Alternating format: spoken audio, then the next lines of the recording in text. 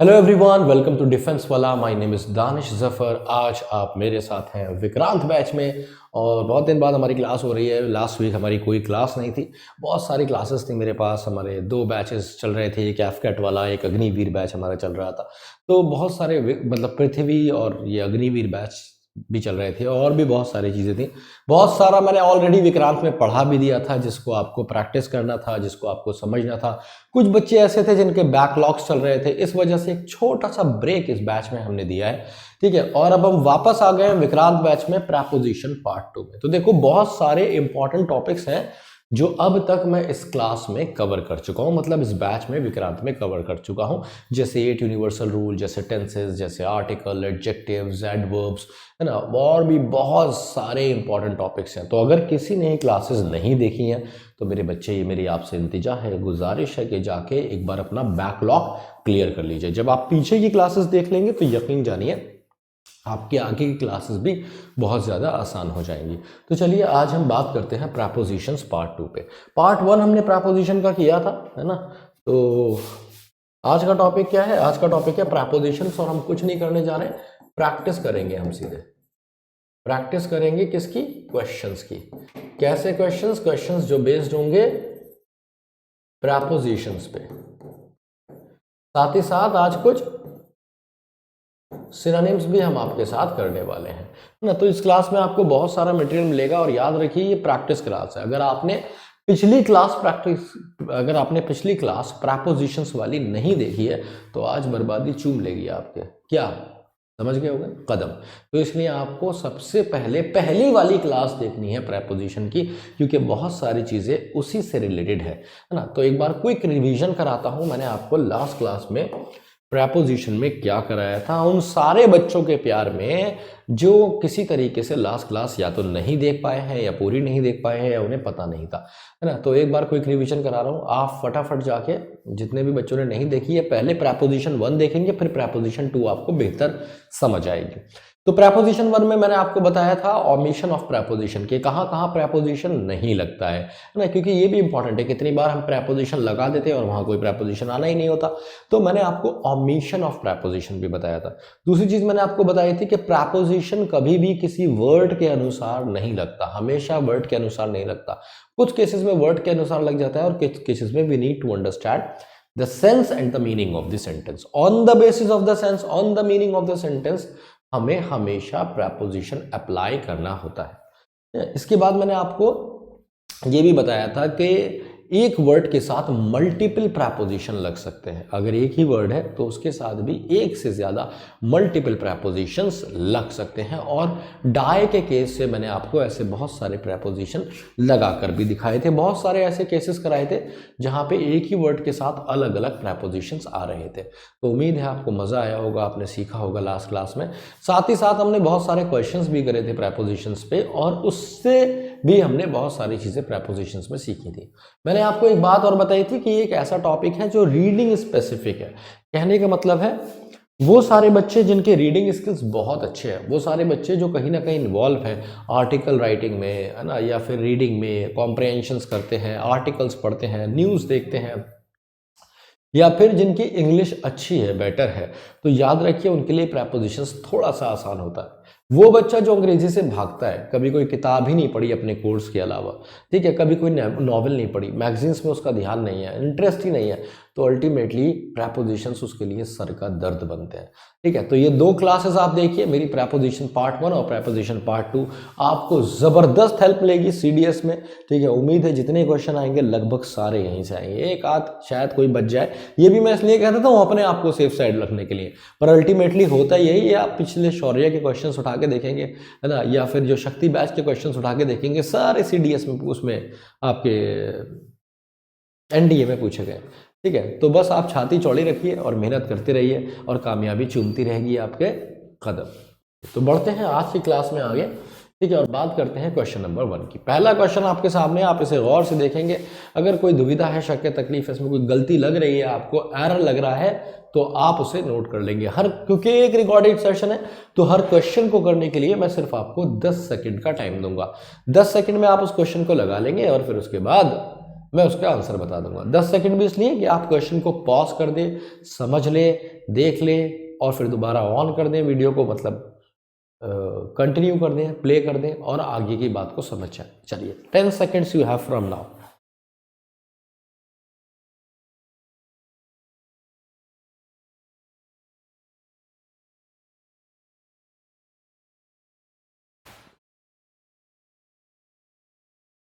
He took leave of 4 days। तो देखिए leave of नहीं होता मेरे बच्चे, leave for, we always take leave for some days ना, तो आंसर हो जाएगा बी। नहीं समझे? हम जब भी लीव लेने की बात करते हैं ना, ठीक है, तो हम क्या लिखते हैं एप्लीकेशन में भी, आई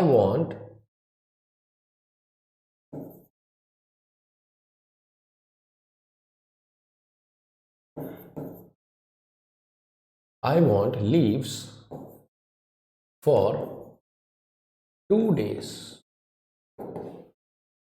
तो लीव ऑफ, 2 दिन की छुट्टी नहीं कहेंगे, 2 दिन के लिए छुट्टी ली उसने, तो B is the correct answer. Next question, याद रखते रहिए, ये कॉमन प्रेपोजिशन है जो बार बार आपके एग्जाम में देखने को मिलते हैं। A large sign near the entrance, entrance के पास एक बड़ा साइन था जो वॉर्न करता था विजिटर्स को टू बिवेयर अबाउट बियर्स। अब अगर आप थोड़ा बहुत भी अंग्रेजी पढ़ते हैं तो आप ये बात जानते होंगे, आपने डोर्स पे लिखा हुआ देखा होगा जिनके घर कुत्ते होते हैं, ये बिवेयर ऑफ डॉग्स है ना, बिवेयर ऑफ डॉग्स, ये कुत्तों से सावधान। ऐसी बिवेयर ऑफ बियर्स है ना, भालुओं से सावधान। सी इज द करेक्ट आंसर। तो बिवेयर अबाउट नहीं, बिवेयर ऑफ होता है। इसलिए मैंने कहा जो बच्चे इंग्लिश में इन्वॉल्व रहते हैं, रीडिंग करते हैं या ध्यान देते हैं, ऑब्जर्व करके पढ़ते हैं, उनके लिए चीजें आसान होती है। Question number 3,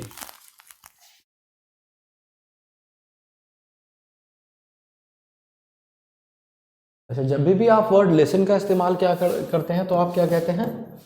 listen to me, listen to him. ठीक है, तो हम हमेशा लिसन के साथ एक प्रेपोजिशन टी और टू का इस्तेमाल करते हैं, जो हमने यहाँ पे मिसिंग देखी। क्या कह रहा है? He will not listen to, वो नहीं सुनेगा। किस चीज को लिसन टू? वॉट यू से, जो तुम कहते हो। तो आंसर क्या हो जाएगा? बी। ठीक है जी, next question, question number 4।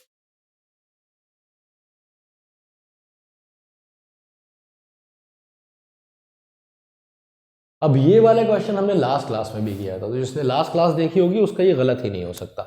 Nobody denies, कह रहे कोई मना नहीं कर सकता, that my ideas are different from. तो हम जानते हैं डिफरेंट के साथ देन का नहीं, फ्रॉम का इस्तेमाल होता है। डिफरेंट फ्रॉम योर्स, कह रहे कोई मना नहीं कर सकता कि मेरे आइडियाज तुमसे अलग हैं। आंसर हो जाएगा सी। आसान आसान क्वेश्चन है भाई, जल्दी जल्दी लगाएंगे। क्वेश्चन नंबर 5, छोटी सी क्लास होगी आज, आज लंबी क्लास नहीं होगी, एकदम 2 घंटे वाली जो मैं देता हूँ ना, वो नहीं होगी आज, छोटी क्लास होगी।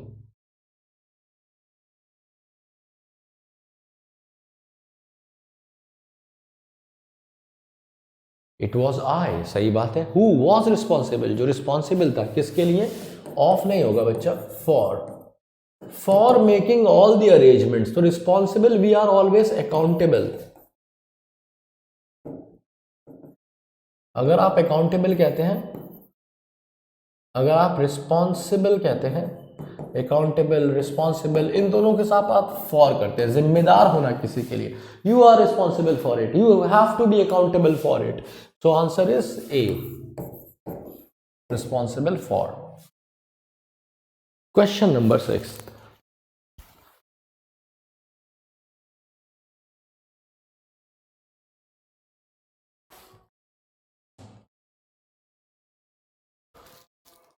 I was in the country courtyard when the burglars entered into the house। अब ये कितना आसान क्वेश्चन है, मुझे उम्मीद है जिसने मुझसे पिछली क्लास ली होगी वो क्वेश्चन, वो ये क्वेश्चन तो गलत नहीं करेगा, क्योंकि मैंने आपको बताया था एंटर के साथ, एम्फेसाइज के साथ, स्ट्रेस के साथ, रिजाइन के साथ, अफेक्ट के साथ, कंट्रोल के साथ, डिमांड के साथ, इन सब के साथ प्रेपोजिशन नहीं आती। एक्टिव वॉइस मीन सबके साथ प्रेपोजिशन नहीं आती है। एक पूरी लिस्ट दी है मैंने ऐसे वर्ड्स की, प्लीज लास्ट क्लास विजिट करिए और उसे समझिए। सो एंटर्ड के साथ इनटू नहीं आएगा, so when the burglar entered her house हो जाएगा सीधे। Answer is C, omission of preposition से ये क्वेश्चन था। Question number 7,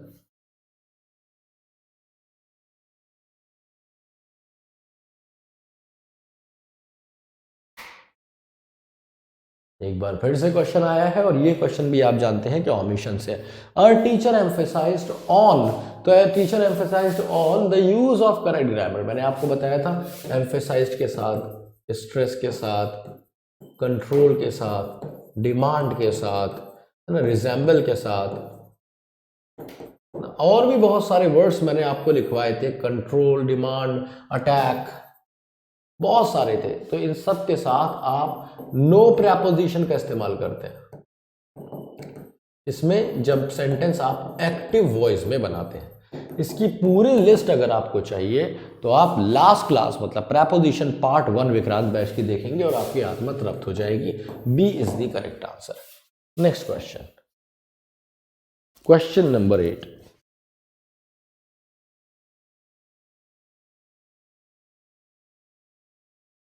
on the time of the opening ceremony, on the time नहीं बोलते हम, एट द टाइम बोलते हैं, एट दैट टाइम बोलते हैं, ठीक है। तो ऑन टाइम, हमारा ऑन टाइम तो बोल सकते हैं, ऑन टाइम का मतलब होता है समय पे। शी केम ऑन टाइम, ये मैं कह सकता हूं,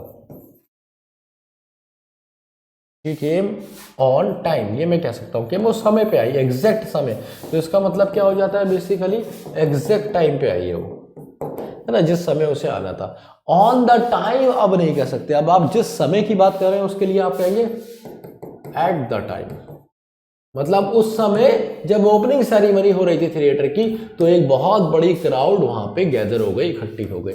सो एट द टाइम आप कहेंगे, at the time capital A से लिखेंगे क्योंकि पहला वर्ड है। So at the time of the opening ceremony of the theatre a large crowd has assembled. Assembled का मतलब क्या है, गैदर्ड, इकट्ठी हो गई। तो आंसर हो जाएगा A. Next question, question number 9। तो जिन्होंने लास्ट क्लास देखी होगी आसान लग रहा होगा ना।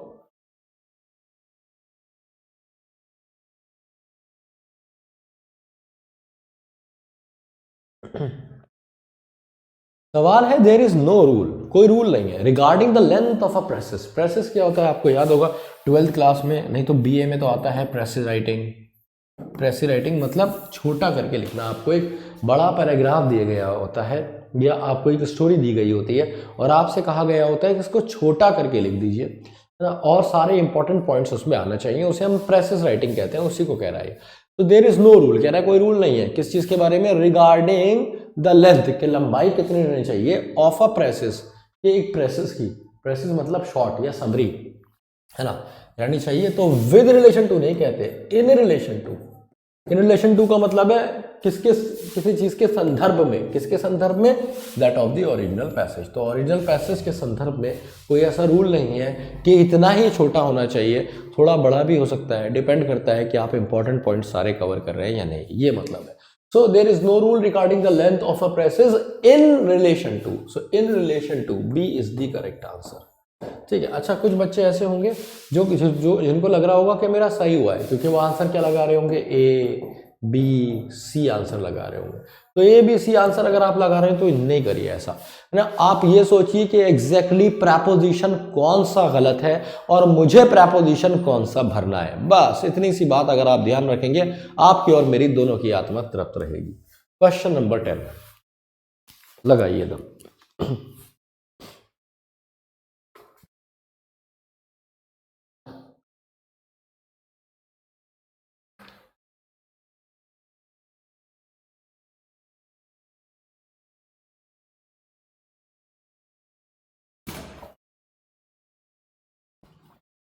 The decline of his moral value, the decline in his moral values. याद रखिए, डिक्लाइन हमेशा किसी चीज में आती है। The decline in prices, decline का मतलब होता है पतन, fall, the fall in prices, है ना। तो हम ऐसे ही बोलते हैं, तो फॉल का मतलब होता है गिरावट, तो गिरावट के लिए हम इन करते हैं। The decline in his moral values, मतलब जो उसकी नैतिक वैल्यूज है, मॉरल वैल्यूज है, उसमें डिक्लाइन आ गई है। And has caused a lot of pain to his parents, और इसकी वजह से उसके माँ बाप को बड़ा बुरा लगता है, क्योंकि अब बच्चा नैतिक नहीं रहा। ए इज द करेक्ट आंसर। अब आप अपना स्कोर जरूर देखेंगे आउट ऑफ 10, या आपने स्कोर कितना किया।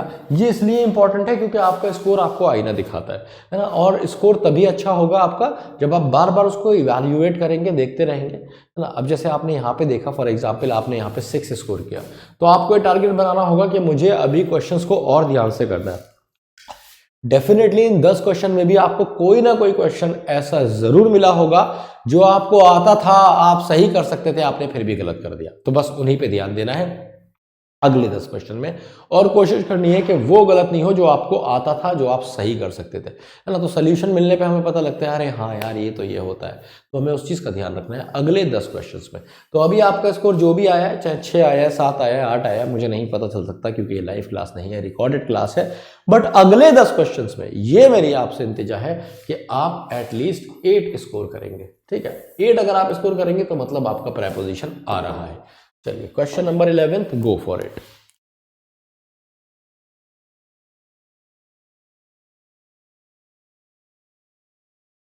Without thinking for a moment, एक सेकेंड सोचे बिना ही इंटरेस्टेड मी, तो इन नहीं होता, ही इंटरेस्टेड मी विद, तो because you trust someone with something ना। तो इंटरेस्ट का मतलब क्या होता है, किसी में विश्वास दिखाना।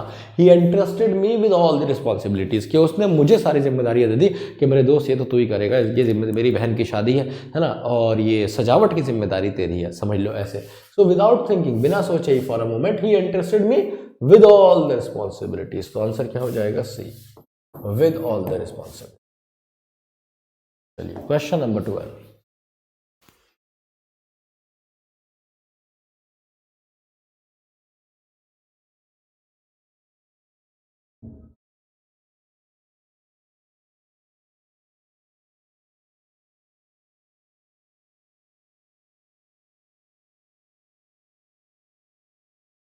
सुधा fell in the well and nobody tried to save him. तो सुधा, अब देखिए एक बात याद रखिए, मैंने शायद आपको लास्ट क्लास में ही बताया था, कोई चीज अगर बाहर से अंदर जाती है उसका मीडियम चेंज होता है, change in medium.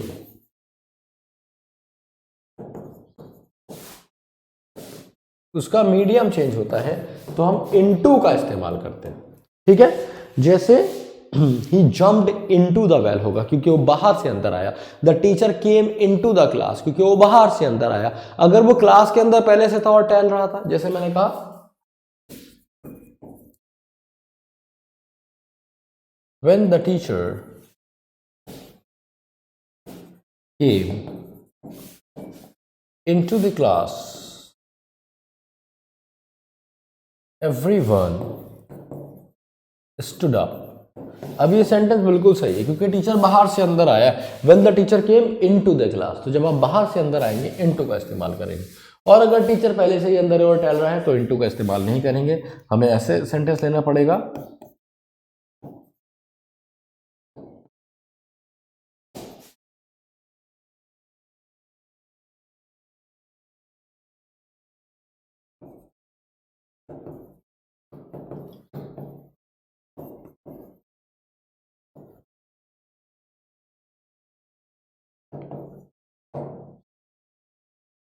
The teacher was roaming in the class and teaching. तो टीचर दो काम कर रहा था, क्या, टहल भी रहा था क्लास में और पढ़ा भी रहा था। टहल टहल टहल कर पढ़ा रहा था, तो आपने रोमिंग के साथ इन क्यों लगाया, क्योंकि वो कहीं बाहर से नहीं आ रहा है, मीडियम चेंज नहीं हो रहा है, वही है। पर यहाँ पे सुधा फेल इनटू, तो बाहर से गिरी है ना, तो इन की जगह आप क्या कहेंगे, इनटू द वेल, कुएं में गिर गई है और किसी ने उसे बचाया है। नहीं भाई, A is the correct answer. Sudha तो बहुत दिक्कत में आ गई। चलिए question number 13।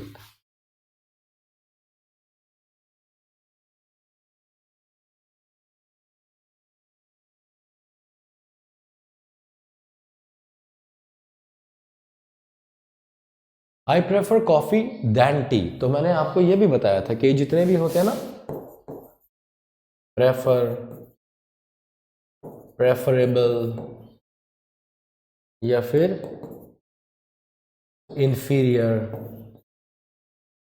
Superior, junior, senior, prior, इन सब के साथ आप टी और टू का इस्तेमाल करते हैं और डी एच एन देन का इस्तेमाल नहीं करते हैं, है ना। So I prefer coffee than tea नहीं होगा, I prefer coffee to tea होगा। अब बहुत सारे बच्चे ओवर भी लगा देते हैं, तो नहीं ध्यान देना है, वो इनफॉर्मल तरीका होता है यूज करने का। सही तरीका क्या है, I prefer coffee to tea, है ना। तो it should be coffee to tea, C is the correct answer. Question number 14।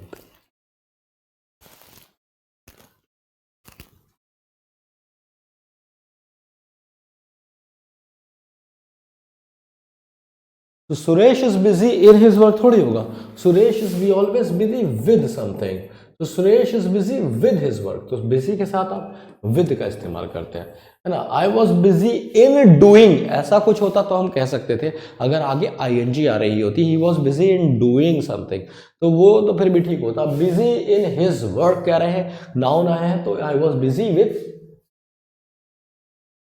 Suresh was busy with his work for his presentation, तो आंसर हो जाएगा आपका B. Next question, question number 15।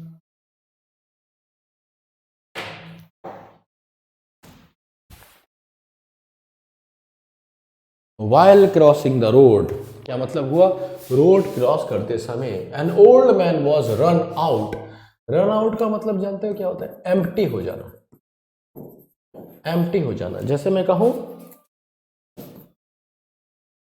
Run down भी कह सकते हैं, the battery has run out, है ना, या फिर रन डाउन भी कह सकते हैं। रन डाउन का मतलब होता है खराब हो जाना।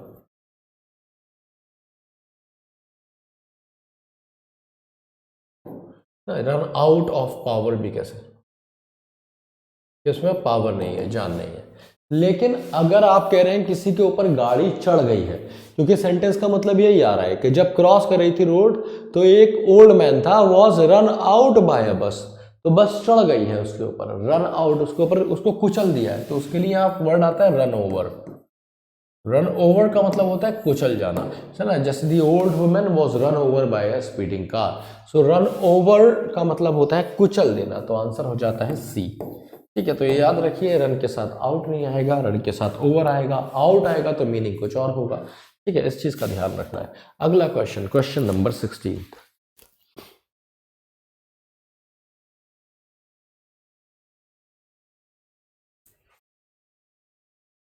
Amphibians can live in water as well as land. अब देखो यहाँ क्या गड़बड़ हुई है, ट्रिक क्वेश्चन है, दिमाग से करना। क्या मतलब हुआ, एम्फीबियंस, एम्फीबियंस कौन होते हैं, जैसे मेंढक, जैसे क्रोकोडाइल, तो ये पानी में भी चले जाते हैं, पानी से बाहर भी आ जाते हैं।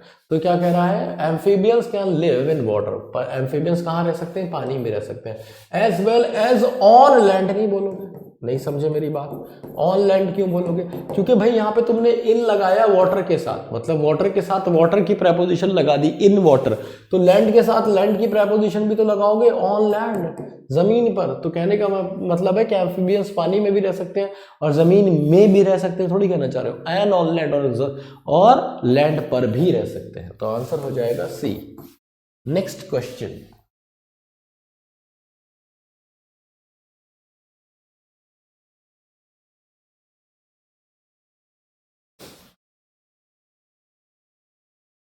अब ये कोई क्वेश्चन है, एकदम बदबूदार क्वेश्चन है। जहां भी ओ डबल एफ ऑफ आता है ना, तो इसका सेंस फिजिकल सेपरेशन का होता है।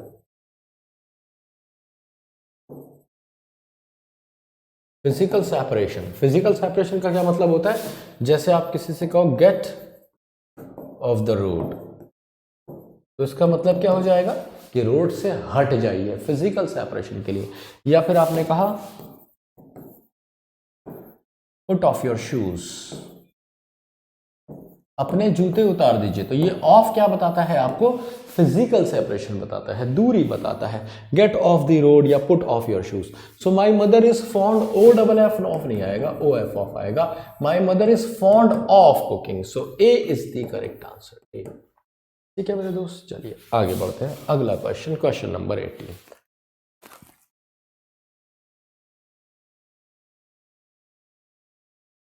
ये कितना आसान क्वेश्चन है ना, ये कैसे गलत कर सकते हो। ये मैंने आपको लास्ट क्लास में भी पढ़ाया और आज भी पढ़ाया कि control, attack, demand, resign, resemble, इन सब के साथ प्रेपोजिशन नहीं आता एक्टिव वॉइस में। तो teacher can not control the students, control on नहीं, कंट्रोल दी स्टूडेंट्स, तो बस सिंपल सी। Question number 19।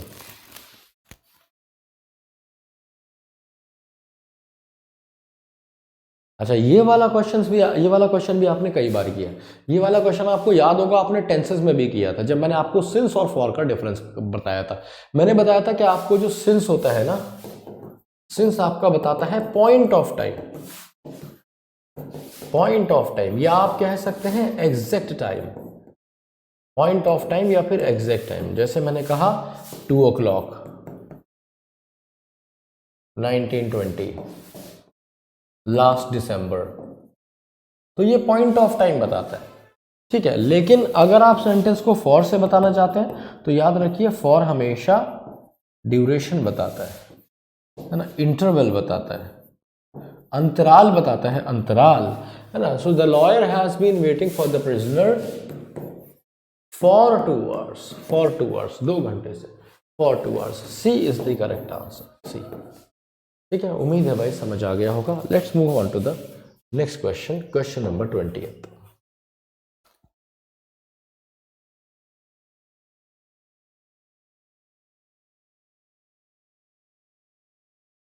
अच्छा भाई, अफेक्शन क्या होता है? लाइकिंग होती है, इंक्लिनेशन होता है। तो अफेक्शन इज लाइकिंग, इंक्लिनेशन, झुकाव। तो इंक्लिनेशन के साथ आप फॉर का इस्तेमाल करते हैं, अफेक्शन के साथ फॉर का इस्तेमाल करते हैं। अफेक्शन मतलब लव। तो मिस्टर बैकन जो है great affection for his family, so we always have affection for someone, we always have inclination for doing something, ठीक है। तो आंसर हो जाएगा बी। अच्छा भाई, तो 20 क्वेश्चन हो गए। 10 के पास जो आपका स्कोर था वो आपने देखा। अब आप 20 के बाद भी अपना स्कोर एक बार ऑब्जर्व करेंगे और देखेंगे कि क्या कुछ स्कोर बढ़ा है, क्या आप एटलीस्ट वो क्वेश्चन सही कर पाए हैं जो आपको लग रहा था कि ये तो मैं कर दूंगा। देखिए, हमेशा जीत आपकी तब होती है जो आपको आता है, आप कम से कम वो अच्छे से कर पाए। और अगर आपकी हार तभी होती है जब आपको जो आता था आप वो भी नहीं कर पाए ना, ये इंपॉर्टेंट चीज। चलिए, तो क्वेश्चन नंबर 21 पे जाएंगे।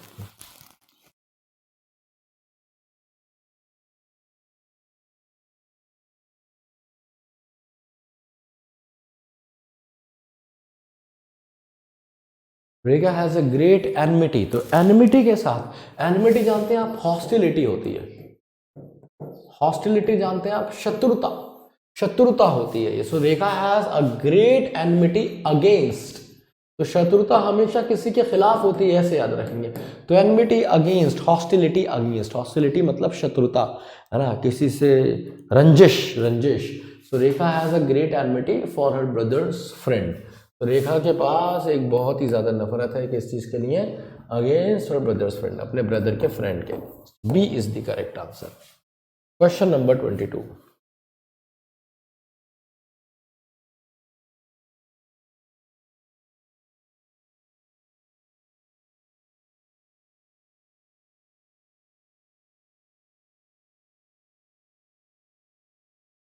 He threw the bucket into the river and returned home without any water. है ना, उसने बकेट क्या करी? थ्रो कर दी रिवर में। अच्छा, एक बात याद रखिए, ठीक है, ये जो थ्रो होता है ना, थ्रो मीडियम चेंज भी होगा तब भी आप इसके साथ इनटू का इस्तेमाल नहीं करेंगे, क्योंकि थ्रू अपने आप मोशन दिखाता है कहीं ना कहीं। तो याद रखिए, थ्रो के साथ आप इनटू का इस्तेमाल नहीं करते। ये एक एक्सेप्शन है, इसको याद कर लीजिए कि आप थ्रो के साथ इन का इस्तेमाल करते हैं। सो he threw the bucket, into नहीं, इन द रिवर। आंसर हो जाएगा बी, ठीक है। So he threw the bucket in the river, B is the correct answer. Question number 23।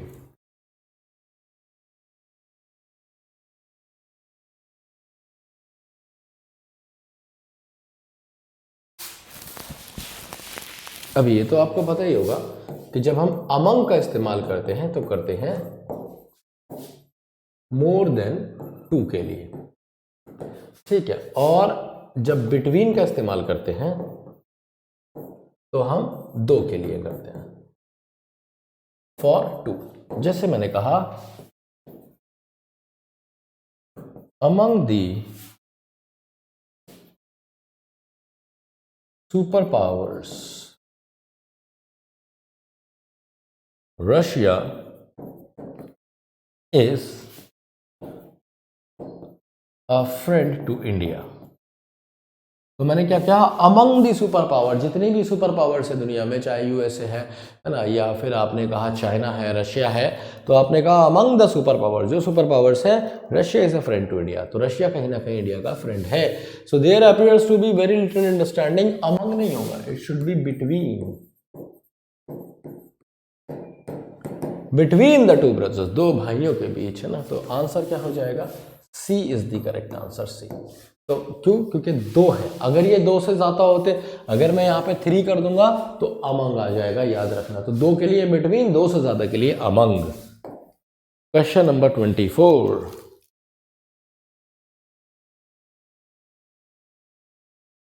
ये वाला मैंने लास्ट क्लास में बताया था आपको।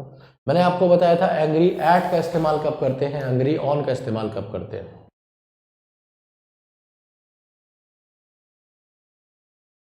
तो शी वॉज एंग्री एट नहीं होगा, he was angry with me. तो because angry at something, angry with some person. Last वाली क्लास देखिए प्रेपोजिशन की, मैंने बताया था एंग्री ऑन मैटर होता है, ये भी मैंने आपको बताया था। तो एंग्री के साथ तीनों प्रेपोजिशंस गहराई से मैंने आपको लास्ट क्लास में पढ़ाया। तो ये वाली जो है ना प्रैक्टिस क्लास है, जिसमें हमें जल्दी जल्दी क्वेश्चंस लगाने हैं, कॉन्सेप्ट हम ज्यादातर पढ़ चुके हैं। B is the correct answer. Question number 25,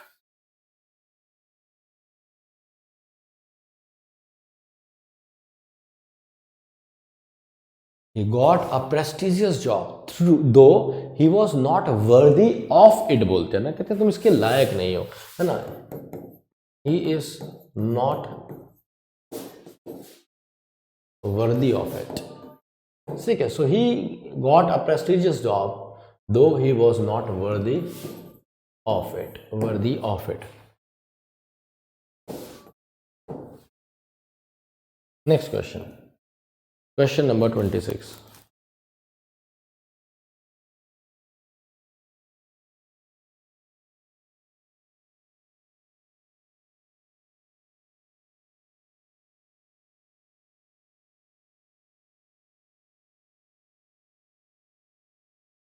he described about the incident in a very interesting way, है ना। he described about the incident, मैंने आपको लास्ट क्लास में पढ़ाया था डिस्क्राइब, डिफाइन, इन सब के साथ भी आप प्रेपोजिशन का इस्तेमाल नहीं करते हैं। तो ओमिशन से क्वेश्चन है, he described the incident, सीधे आप ये कहेंगे कि उसने डिस्क्राइब किया इंसिडेंट बड़े ही इंटरेस्टिंग वे में, और आंसर हो जाएगा बच्चा बी।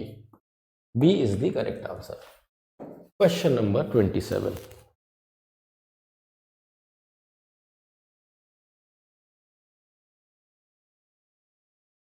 अब देखिए यहां पे एक नई चीज आप सीखेंगे। जब भी आप कहते हैं डील्स इन, तो इसका मतलब होता है बिजनेस, ये किसी चीज के बिजनेस की बात हो रही है। जब आप कहते हैं डील्स विद, तो इसका मतलब होता है मैनेज करना, ठीक है। जैसे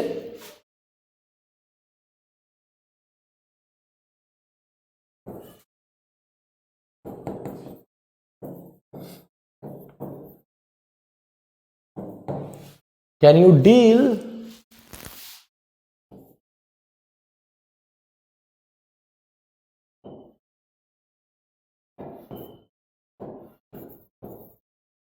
can you deal with these goons, ये जो गुंडे हैं क्या तुम इनसे निपट सकते हो या इन्हें मैनेज कर सकते हो। तो निपटना, ये मैनेज करना इज डील विद, है ना। या फिर आपने कहा my father deals in used cars, तो आपने क्या कहा कि मेरे पापा का बिजनेस है किस चीज का, यूज्ड कार्स का। डील्स इन यूज्ड कार्स, तो my father deals in garments, तो यहां पे भी विद नहीं आएगा, डील्स इन गारमेंट्स, कपड़े का बिजनेस है पापा का। सी इज द करेक्ट आंसर। ये ऐसे क्वेश्चन आते हैं और आपको नंबर दे जाते हैं, आसान आसान वाले। चलिए अब देखो ये कितना आसान है। I can not deal from, तो डील फ्रॉम थोड़ी होगा, डील विद होगा, है ना, क्योंकि मैनेज करने की बात हो रही है, मैनेज करने की बात हो रही है, निपटने की बात हो रही है। तो कह रहा है मैं नहीं निपट सकता इन अनरूली स्टूडेंट से, है ना, इन बदतमीज और रूड स्टूडेंट से। Answer is B. चलिए क्वेश्चन नंबर 29,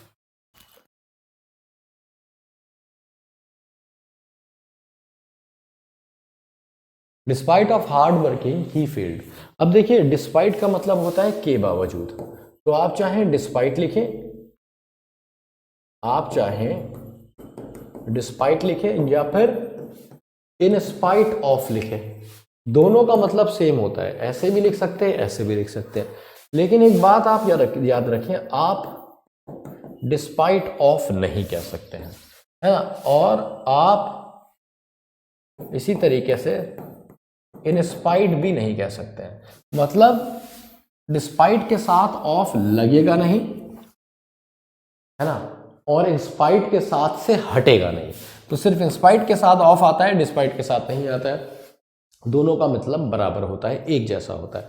तो जब आप कहते हैं डिस्पाइट ऑफ, तो इस ऑफ को बस आप काट देंगे, आंसर ए हो जाएगा। सो डिस्पाइट वर्किंग हार्ड, मेहनत करने के बावजूद भी ही फेल्ड, वो बेचारा क्या हो गया, फेल हो गया। Next question, question number 30th।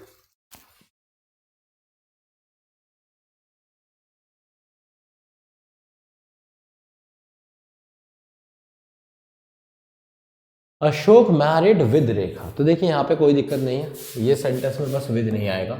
Ashok married रेखा, अशोक ने क्या किया, रेखा से मैरिज करी लास्ट मंथ। अच्छा, अब कुछ बुक्स ये भी कहते हैं कि अगर रेखा पहले आ जाती है, गर्ल का नाम पहले आ जाता है, तो प्रेपोजिशन बदल जाता है। जैसे रेखा वॉज मैरिड टू अशोक, तो इसमें दो बातें बदली हैं। एक तो ये सेंटेंस जो है पैसिव वॉइस का हो गया, इसका मतलब है रेखा की शादी कर दी गई है अशोक से, तो से के लिए आपने टू लगाया है। सो आप दो तरीके से लिख सकते हैं, अगर रेखा का नाम पे रह रहा है सो रेखा वॉज मैरिड टू अशोक, या फिर अशोक मैरिड रेखा, दोनों ही ठीक है। ठीक है, तो यहाँ पे आंसर क्या हो जाएगा आपका, बी आंसर हो जाएगा। अब भाई एक बार अपने 30 के बाद स्कोर देखेंगे, जरूर ऑब्जर्व करेंगे कि 30 के बाद आपका स्कोर क्या आया है, ऑब्जर्व करेंगे आपका स्कोर। अब इसमें क्योंकि 30 क्वेश्चंस आपने कर लिए हैं, तो याद रखिए आपका स्कोर एटलीस्ट 80% आना चाहिए। अगर आप इसमें 80% स्कोर कर रहे हैं तो जान लीजिए कि आपको प्रेपोजिशन आना शुरू हो गए हैं या आ रहे हैं, प्रैक्टिस करते रहिए। अगर 80% से कम है तो आपको इससे पहले वाली क्लास देखना पड़ेगी, थोड़ा और वर्क करना पड़ेगा अपने प्रेपोजिशंस पे, अपने इंग्लिश पे, है ना। तो स्कोर बहुत इंपॉर्टेंट है, ये आपको आईना दिखाएगा। Question number 31।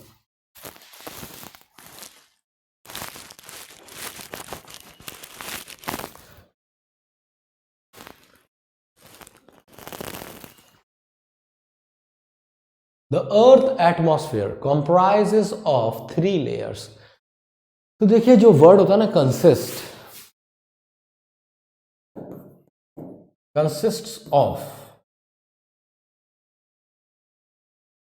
Consist of is equal to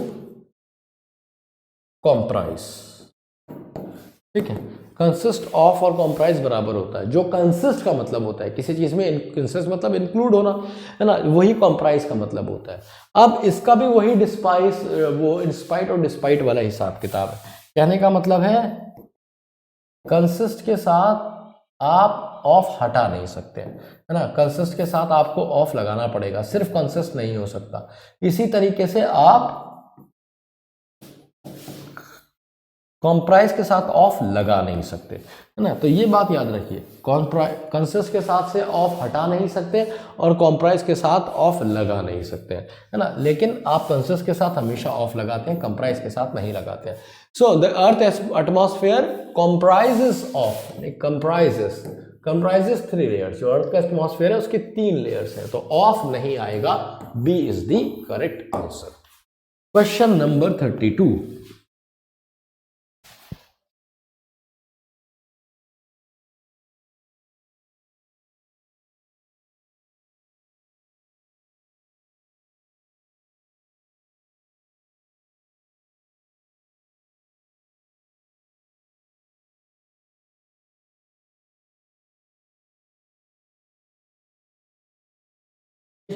अच्छा भाई, ये क्वेश्चन हम कर चुके हैं, मैंने आपको बताया था अकाउंटेबल फॉर होता है, रिस्पॉन्सिबल फॉर होता है, तो ये तो ठीक है।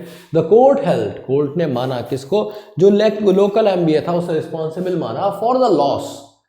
फॉर द लॉस के साथ प्रेपोजिशन मिसिंग है, for the loss of and damage to. जैसे डैमेज के साथ प्रेपोजिशन लगी है टू, ऐसी लॉस के साथ भी तो प्रेपोजिशन लगनी थी। तो क्वेश्चन कैसे जाएगा, the MLA, the court held the local MLA responsible for the loss of, जो नुकसान हुआ या फिर डैमेज हुआ ऐसी किसी भी पब्लिक प्रॉपर्टी को, उसके लिए लोकल एमएलए रिस्पॉन्सिबल है। तो आंसर हो जाएगा सी, लॉस ऑफ और damage to. Question number 33।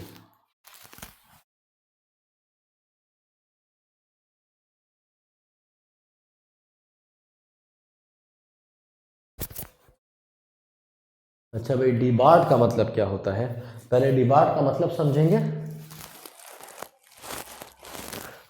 Debar का मतलब होता है कैंसिल कर देना, ठीक है, या फिर मना कर देना, डिनाई कर देना, जाने नहीं देना, अलाउ नहीं करना।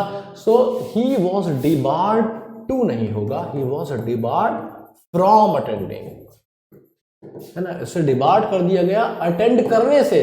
क्या? The monsoon session of the parliament. Monsoon session का मैं तो याद रखिए डिबार्ड के साथ फ्रॉम आता है। डिबार्ड का मतलब है बैन कर देना, है ना, अलाउ नहीं करना, स्टॉप कर देना।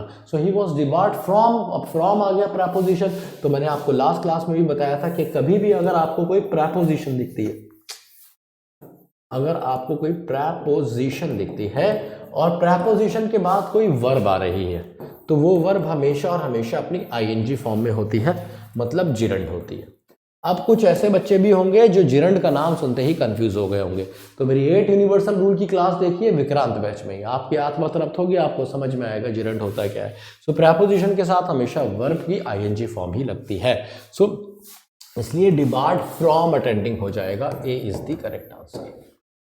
Question number 34।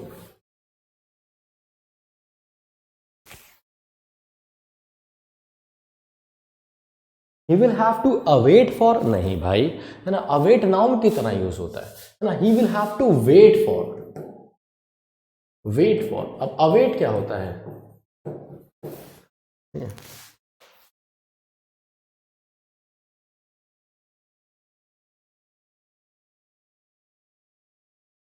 आपका लिखा हुआ आता है रिजल्ट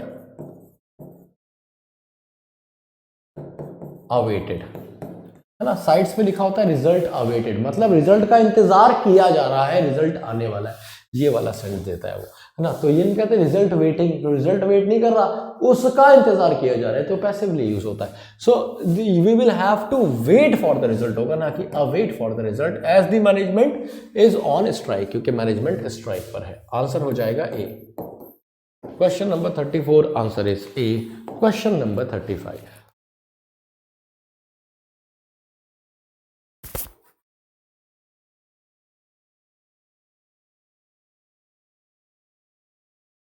अब देखो भाई, रिफ्रेन के साथ कौन सी प्रेपरेशन आते हैं? रिफ्रेन का मतलब होता है बचाना अपने आप को, एब्सटेन, बचाना। सो ही शुड रिफ्रेन, एब्सटेन मतलब बचाना, किसी चीज से दूर भागना, एस्केप करना, एब्सटेन, रिफ्रेन, एस्केप, बचना। सो ही शुड रिफ्रेन, उसे बचना चाहिए। अब रिफ्रेन के साथ प्रेपोजिशन फ्रॉम आती है ना, रिफ्रेन फ्रॉम, और फ्रॉम के साथ एसोसिएट थोड़ी आएगा, एसोसिएटिंग आएगा। अब तुम सोच रहे हो कि एसोसिएटिंग क्यों आएगा? भाई तुम्हें बताया नहीं है क्या? मैंने अभी बताया, पीछे के प्रेपोजिशन के साथ जब भी वर्ब आएगी तो आईएनजी फॉर्म होगी। सेंटेंस किस तरीके से जाएगा? ही शुड रिफ्रेन, उसे खुद को बचाना चाहिए, फ्रॉम एसोसिएटिंग हिमसेल्फ, अपने आप को एसोसिएट करने से, विद एनी पार्टी, किसी भी पार्टी से, because people have faith in his integrity, क्योंकि लोगों को विश्वास है उसकी ईमानदारी में। और इंटेग्रिटी मतलब ऑनेस्टी, उसकी ईमानदारी में लोगों को विश्वास है, तो वो पॉलिटिकल पार्टी के साथ मिलकर कुछ करप्शन ना करे, ये वाली बात है, अपने आप को पॉलिटिकल पार्टी से बचाए। B is the correct answer. Question number 36।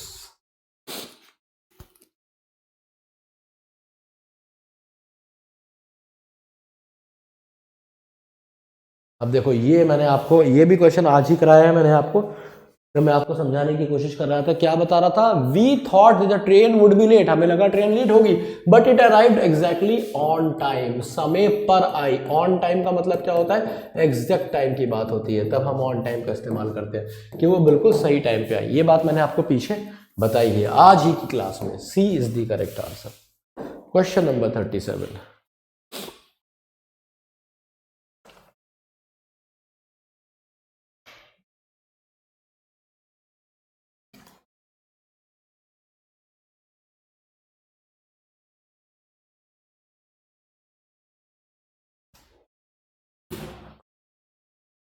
अब देखिए, मैं बताऊं, कुछ बच्चों ने यहाँ पे एंग्री विथ की जगह एट कर दिया होगा, जो कि गलत है ना। We always angry at something and we are always angry with someone, तो ये वाली प्रॉब्लम सही है। यहाँ पे परसिस्ट के साथ इन आएगा। परसिस्ट का मतलब क्या होता है? किसी चीज में लगे रहना, इंसिस्ट करना। तो persist is basically insist, insist करना, किसी चीज में लगे रहना। तो क्या कह रहा है? It should B obvious. Obvious का मतलब है क्लियर। तो ये तो तुम्हें क्लियर होगा that if you persist in bothering, कि अगर तुम लगे रहोगे बॉदर करने में, बॉदर मतलब डिस्टर्ब करने में, बॉदरिंग मतलब डिस्टर्बिंग, एनॉइंग, बार बार छेड़ रहे हो, उससे किसी काम को कह रहे हो, तो परसिस्ट इन हो जाएगा, persist in. So if you persist in bothering him, अगर तुम लगातार इसको बॉदर करते रहोगे, है ना, he will get angry with you, तो वो तुमसे गुस्सा हो जाएगा। तो persist के बाद इन आएगा। प्रॉब्लम पार्ट बी में है, ये यहां पे बिल्कुल सही है, विद बिल्कुल सही लगा हुआ है, एट नहीं आएगा। Question number 38।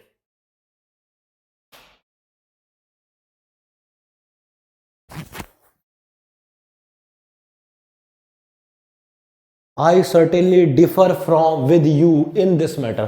तो देखो मेरे मुंह से अपने आप ही निकल गया डिफर फ्रॉम। सो हम डिफर के साथ, देखो भाई डिफरेंट जो है वो नाउन है ना, he is different, sorry different जो है एडजेक्टिव है ना, और डिफर बेसिकली वर्ब है, और डिफरेंस नाउन है, ठीक है। तो इस वर्ब के साथ ही प्रेपोजिशन लगेगी, तो वर्ब के साथ क्या प्रेपोजिशन लगती है, differ, differ from, different from, हमेशा इनके साथ फ्रॉम लगाते हैं। तो आई सर्टेनली डिफर फ्रॉम यू, मैं पक्का, सर्टेनली मतलब पक्का, तुमसे अलग हूं, इस मैटर में तो मैं तुमसे अलग हूं। B is the correct answer. Question number 39।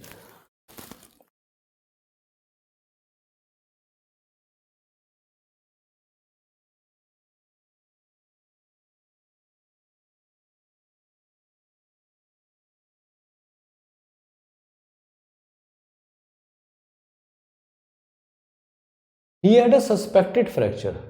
Suspected का फ्रैक्चर का क्या मतलब है, जो उसे लग रहा था कि शायद मुझे फ्रैक्चर हो गया है ना, अभी चेकअप होना है। So he had a suspected fracture, so he was admitted into, क्यों बोलोगे भाई, admitted to the hospital, admission to some college, admission to somewhere, so we always use admitted to.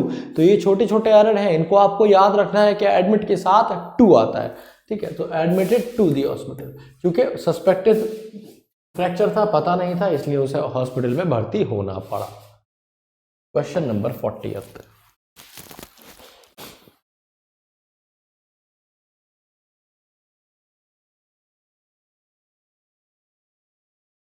हाँ भाई, if you put your heart to it नहीं होगा, है ना, if you put your heart in to it, अगर तुम दिल अपना कहीं लगाते हो तो तुम हमेशा कहते हो I have put my heart and soul in to it, है ना, बहुत कॉमन सेंटेंस है। I have put my heart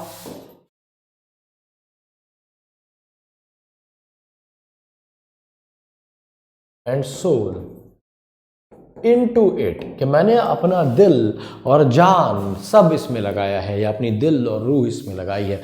तो ऐसे सेंटेंसेस के लिए आप इनटू का इस्तेमाल करते हैं, ठीक है। तो if you put your heart to it, नहीं इनटू इट, है ना। तो कुछ चीजें क्या होता है कि आपको वक्त के साथ आती हैं, करते करते आती हैं। प्रेपोजिशन का ये वाला क्वेश्चन है, सही है कि आपको करते करते आएगा जब आप रेगुलरली पढ़ेंगे। इसीलिए मैंने आपसे कहा, वो सारे बच्चे जो कहीं ना कहीं ऑब्जर्व करते हैं, प्रेपोजिशन को पढ़ते हैं, है ना, और या उन्हें प्रैक्टिस करते हैं, तो उनको आ जाती है।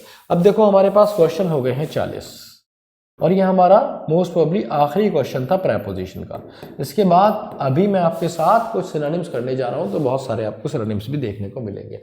अपने स्कोर जरूर देखिएगा, आपका स्कोर है अकबर लेस देन 32, अगर 32 से कम है आपका स्कोर, तो अभी प्रेपोजिशन में बहुत दम लगाना बाकी है। कुछ और मेरी प्रेपोजिशन की क्लासेस आप शक्ति बैच से और कहीं से देख सकते हैं, जहां पे मैंने प्रेपोजिशन पढ़ा रखे हैं।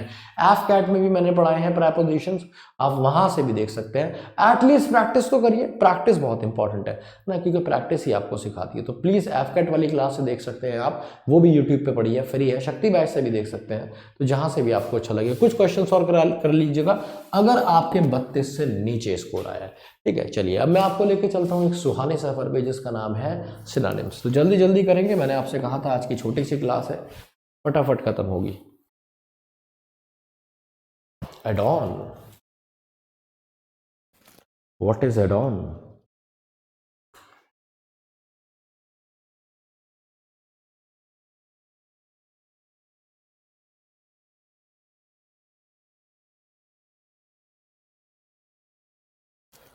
तो भाई और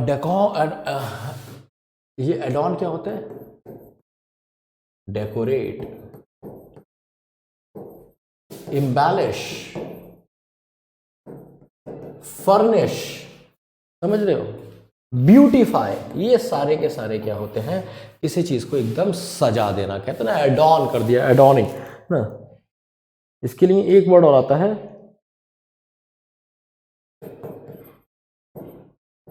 प्रिटिफाई या फिर ऑर्नामेंट।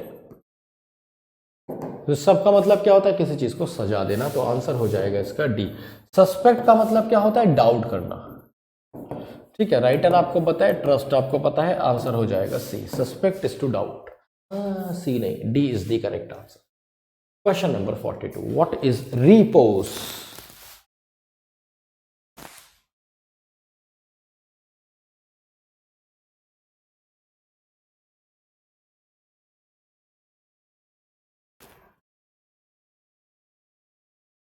तो देखिए ये जो रिपोज है इसका मतलब होता है रिलैक्सेशन,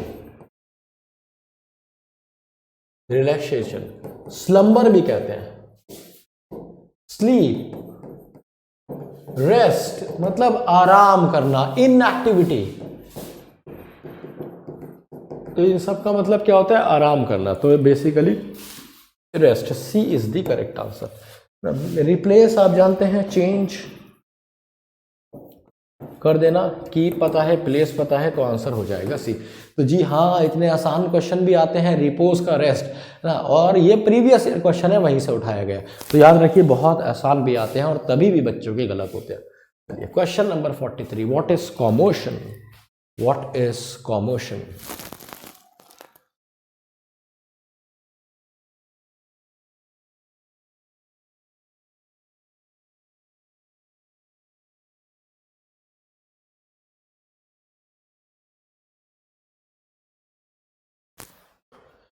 देखो, कॉमोशन का मतलब होता है हाहाकार, बेडलैम, बेडलैम। ठीक है, मतलब जब एकदम हाहाकार मची हो, फ्यूरॉर, कमोशन, फ्यूरॉर मतलब ऐसे समझ लीजिए कि कहीं पे बहुत ज़्यादा शोर मच गया। कहीं पे क्या हुआ कि आप जा रहे हैं, बहुत ही भीड़ भाड़ वाला इलाका है और एक छोटी सी बिल्डिंग गिर जाती है। नुकसान किसी का कुछ बहुत ज़्यादा नहीं होता है ना, किसी की जान का नुकसान नहीं होता, थोड़ा बहुत माल का नुकसान होता है, लेकिन जो भगदड़ मच जाती है ना, स्टैम्पीड जिसे कहते हैं, भगदड़ है ना, और जो आसपास शोर होता है उसे हम कहते हैं। तो बेडलैम, फुरोर, अपरोर, र्यूकस, ये सारे के सारे क्या होते हैं? कॉमोशन होते हैं, कॉमोशन। के लिए एक वर्ड और आता है ट्यूमल्ट, ट्यूमल्ट, ट्यूमल्चुअस आपने सुना होगा ना, जो अक्सर प्लेन वगैरह में रहता है। ह्यू एंड क्राई भी कहते हैं, ह्यू एंड क्राई। आंसर हो जाएगा disturbance, C is the correct answer. Cheered का मतलब आपको पता ही है, जॉय होता है ना, या फिर एप्रिशिएट होता है। इम्बैलेंस भी आपको पता है, मूवमेंट भी पता है। तो आंसर हो जाएगा आपका सी, कॉमोशन इज डिस्टर्बेंस। बेडलैम याद रखिएगा, क्योंकि बेडलैम बार बार अलग अलग कंपैरेटिव एग्जाम्स में पूछा जाता है। बेडलैम इंपॉर्टेंट वर्ड है।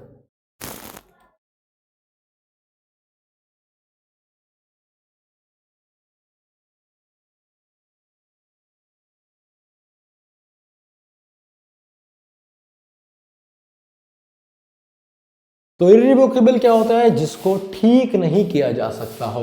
इन ऑल्टरेबल, आप ऑल्टरेशन कराते हैं। फॉर एग्जाम्पल आपने जीन्स खरीदी, तो जीन्स कैसी थी? जीन्स बड़ी थी आपकी, तो आप क्या करते हैं? कटवा देते हैं नीचे से, उसके पाइचे मुड़वा देते हैं, ऑल्टरेशन करा देते हैं, है ना। तो जिसको ठीक किया जा सकता हो, है ना। इरिवर्सिबल, ये आ गया ना,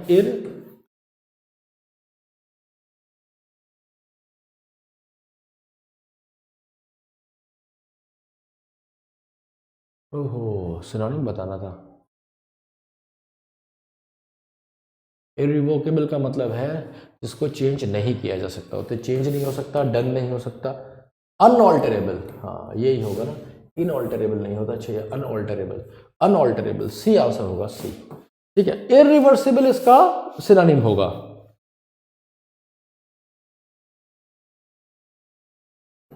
इरिवर्सिबल, अनऑल्टरेबल, है ना, या फिर something that can not be change, जिसको चेंज नहीं किया जा सकता हो,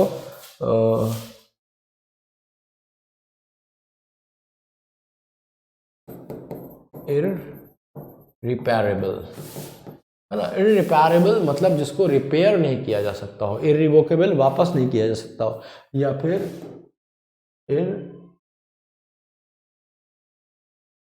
इररेमेडियल, जिसकी कोई रेमेडी नहीं हो, कोई उपचार ही ना हो, भाई ये तो नहीं हो सकता। फॉर एग्जाम्पल तुमने क्या किया, तुमने तुमने तुमने तुमने तुमने तुमने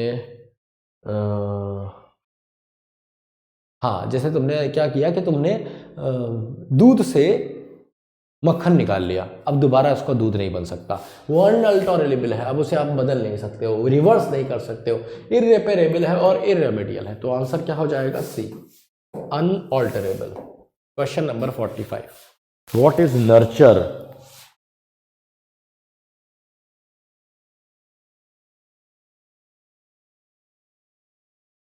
what is nurture?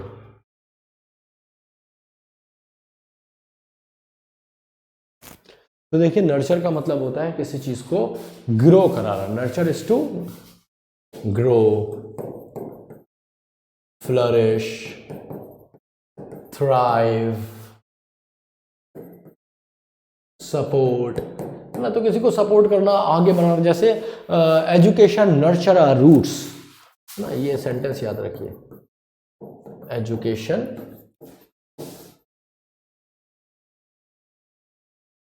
Nurtures our roots.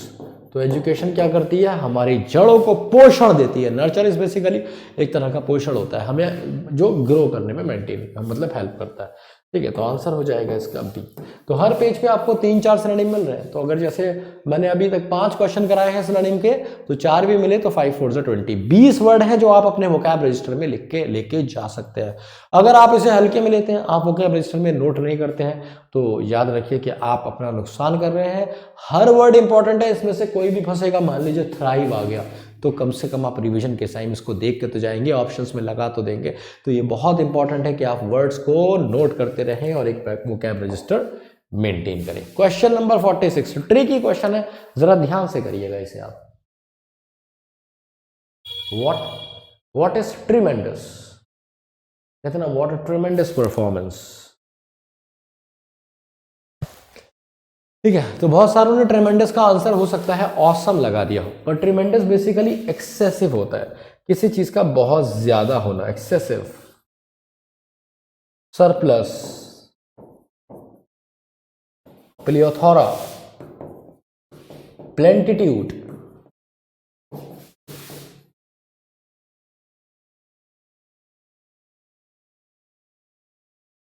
So प्लियोनाज्म, प्लेंटिट्यूड, प्लियोथोरा, surplus, excessive, इन सब का मतलब क्या होता है? किसी चीज का ज्यादा होना।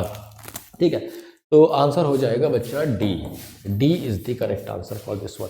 ऑसम का मतलब क्या होता है? ऑसम का मतलब होता है किसी चीज का बहुत बढ़िया होना। क्या कह सकते हैं? ऑसम, गॉर्जियस, है ना, फाइन, ग्रेट, ये सब। रिमार्केबल मतलब नोटेबल, जिसे नोट किया जा सकता हो, जो साफ दिख रहा हो, हाँ ये बहुत बढ़िया है। रिमार्केबल परफॉर्मेंस, है ना, जिसको नोटिस किया जा सकता हो। Observable, notable.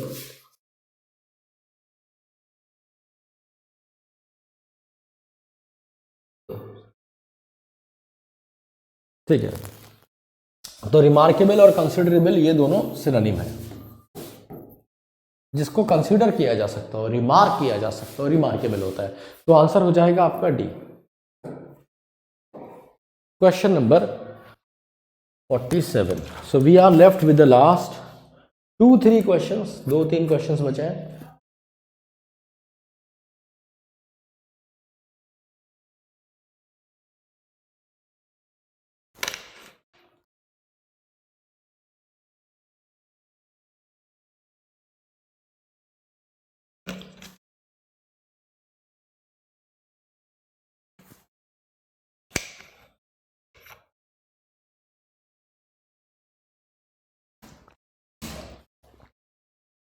देखिए मेटिकुलस कौन होता है? जो ध्यान पूर्वक किसी चीज को करता है ना। मेटिकुलस इज केयरफुल,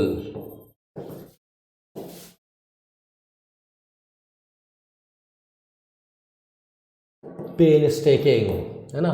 तो ये आ गया, देखिए पेनस्टेकिंग, डी आंसर हो गया ना। जो बहुत चीज को बहुत ध्यानपूर्वक करता हो, इसके लिए डिलीजेंट भी कह सकते हैं।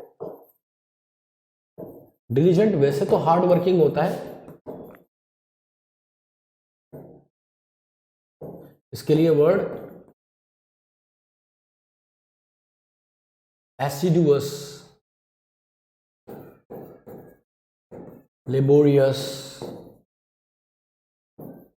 इंडस्ट्रियस भी आता है। ये सारे हार्ड वर्किंग होते हैं। पर डिलीजेंट वो होता है जो बेसिकली बहुत ज़्यादा दिमाग लगाते हैं और दिमाग लगाने में मेहनत करता है। जैसे तुमने देखा होगा बाहुबली देखी थी ना, उसमें भल्लाल देवता बहुत ताकतवर था, लेकिन जो बाहुबली था वो कहीं ना कहीं दिमाग लगाता है, उन्हीं छोटी मोटी चीज़ों से बहुत बढ़िया वॉर लड़के दिखाता है। तो ऐसा आदमी होता है मेटिकुलस। तो उसे डिलीजेंट भी कह सकते हैं, केयरफुल भी कह सकते हैं, पेन स्टेकिंग भी कह सकते हैं, स्क्रैपुलस भी बोल सकते हैं। स्क्रैपुलस, पंक्टिलियस भी बोल सकते हैं, पंक्टिलियस, स्क्रैपुलस, ये सारे के सारे कहीं ना कहीं मेहनती भी होते हैं और ऐसे होते हैं जो बहुत सावधान रहते हैं, है ना। मैथोडिकल का मतलब होता है अकॉर्डिंग टू अ मेथड, जो किसी मेथड के हिसाब से चलता हो। क्लीन और करेक्ट आपको पता है, तो आंसर हो जाएगा भैया डी। क्वेश्चन नंबर 48 पे हम आ जाएंगे। पिक्यूलियर,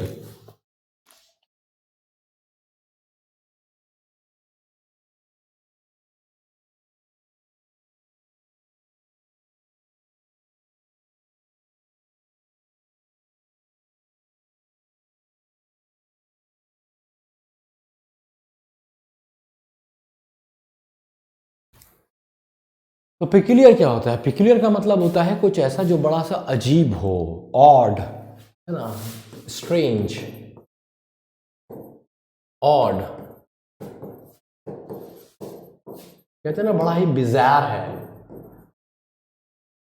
ऑकवर्ड ना। तो अब इससे थोड़ा सा अगर हम अलग हट जाए, पिक्यूलियर का मतलब होता है अजीब, जो आपने पहली बार देखा, ये कैसा है? तो बिजार, स्ट्रेंज, ऑड, ऑकवर्ड, ये पिक्यूलियर सारे इसमें आ जाते हैं। अब इसको अगर आप ये लिखते हैं ग्रोटेस्क,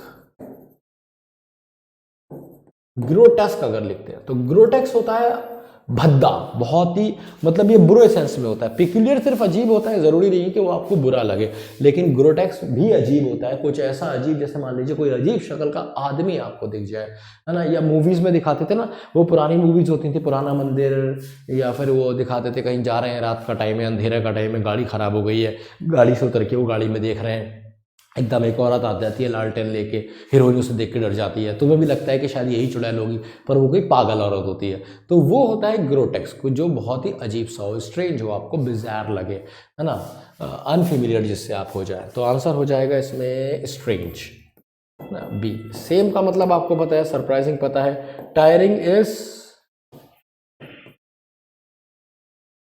एग्जॉस्टिंग, कुछ ऐसा जो कि थकाने वाला हो, एग्जॉस्टिंग। तो आंसर इज बी, पिक्यूलियर का आंसर हो जाएगा B. Question number 49, what is imminent?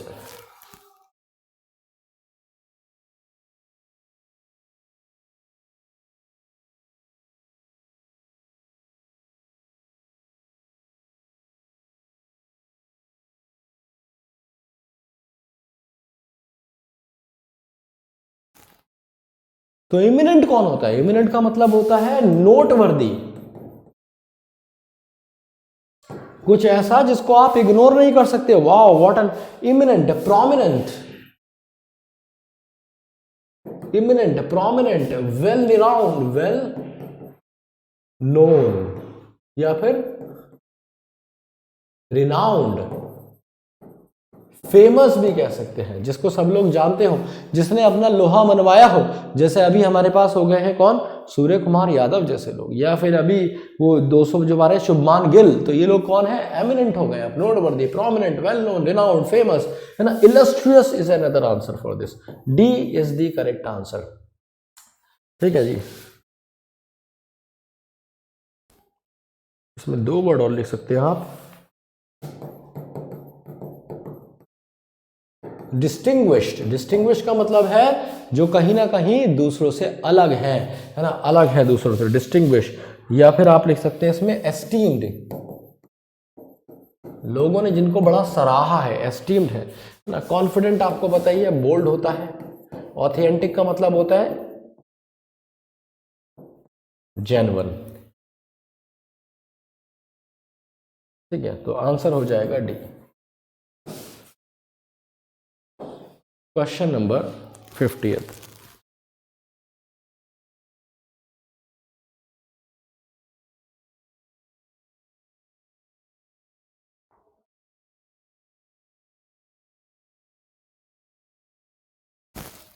अच्छा, एक वर्ड इसमें पीछे रह गया ना, इनजेन्युअस रह गया। तो इनजेन्युअस बेसिकली होता है क्रिएटिव,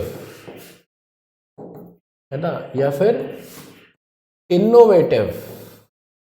कुछ ऐसा आदमी जो मतलब कहीं ना कहीं नया सोच सकता हो, बढ़िया कर सकता हो, क्रिएटिव कर सकता हो, नई नई चीजें ला सकता हो। तो इनजेन्युअस, क्रिएटिव, इनोवेटिव सेम होते हैं सारे के सारे। आंसर डी ही रहेगा। क्वेश्चन नंबर 50 है, लास्ट क्वेश्चन है, और इसके बाद हम क्लास को वाइंड अप करेंगे। What is Cokes?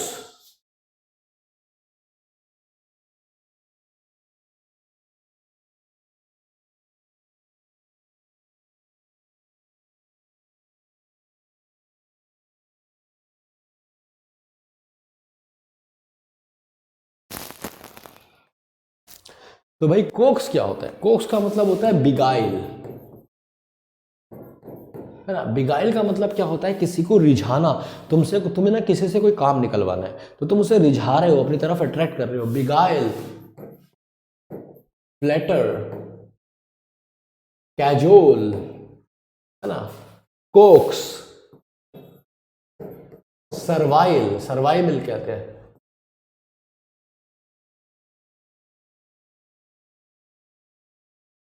साइकोफेंसी मतलब चापलूसी कर रहे हो, है ना, तुम किसी की चापलूसी कर रहे हो ना, किसी से अपना काम निकलवाने के लिए। एक वर्ड और आता है इसके लिए, परसुएड, ये वाला। तो यही आंसर हो जाएगा इसका, किसी चीज को रिझाना। ठीक है, तो यही आंसर हो जाएगा। पैसिफाई मैं आपको पहले भी करा चुका हूं, किसी की पीड़ा को, उत्पीड़न को कम कर देना। कोई बेचारा बहुत तकलीफ में है, पीड़ा में है, उत्पीड़न में है, तो उसकी पीड़ा को, उत्पीड़न को, उसके दर्द को कम कर देना। Pacify, mollify, placate, alleviate. तो pacify, placate, alleviate, mollify, soothe, ये सारे के सारे सिनोनिम है एक ही वर्ड के। आंसर, अच्छा, पनिश आप जानते ही हैं, किसी को पनिश करना। Please again same, C is the correct answer. ठीक है, तो ये थी आपकी आज की क्लास, है ना। आपको अपना स्कोर भी चेक करना है आउट ऑफ 50, और आपको मुझे बतानी है 2 चीजें। तो एक तो मैं कमेंट बॉक्स में देखना चाहता हूं कि आज हमने कितने वर्ड्स करे। तो मुझे उम्मीद है अराउंड आज हमने 10 4 40, लगभग 35 से 40 वर्ड्स तो आज हमने करे ही होंगे, है ना, जो मैंने आपको नए वर्ड्स बताए हैं। तो मुझे ज़रूर बताइएगा कि आज की क्लास में हमने वर्ड्स कितने करे, और ये भी बताइए कि आज की क्लास आपको कैसी लगी। आज की क्लास थोड़ी सी छोटी है क्योंकि प्रैक्टिस क्लास थी, प्रेपोजिशंस में आपको पहले पढ़ा चुका था, है ना। आज बस एक क्विक रिविजन था और कुछ नए क्वेश्चंस थे जो मैं आपको दिखाना चाहता था। ठीक है, तो अगर आपका अभी भी बैकलॉग चल रहा है और पिछली क्लासेस नहीं देखी हैं तो प्लीज देख लीजिए। अगर कोई चैप्टर ऐसा है जिसके लिए आपको लगता है कि आपको और प्रैक्टिस की जरूरत है, तो आप FCAT बैच याद रखिए, जिसकी क्लासेस अभी भी चल रही हैं। आज मेरी लास्ट क्लास है वहां पे, है ना, तो आप वहां से भी देख सकते हैं। यूट्यूब पे डिफेंस वाला पे ही आपको मिल जाएगा। इसमें बहुत सारे क्वेश्चंस मैंने कराए हैं जहां से आप प्रैक्टिस कर सकते हैं। नहीं तो कुछ और भी बैचेस हैं मेरे पुराने, शक्ति वगैरह, जो पड़े हुए हैं जहां से आप प्रैक्टिस कर सकते हैं। ठीक है, तो उम्मीद है कि आपको सब समझ में आया होगा, क्लास बढ़िया लगी होगी। मिलता हूं मैं आपसे अपनी अगली क्लास में। पढ़ते रहिए, सीखते रहिए, जिंदगी में उतारते रहिए। Love you all. जय हिंद, जय भारत।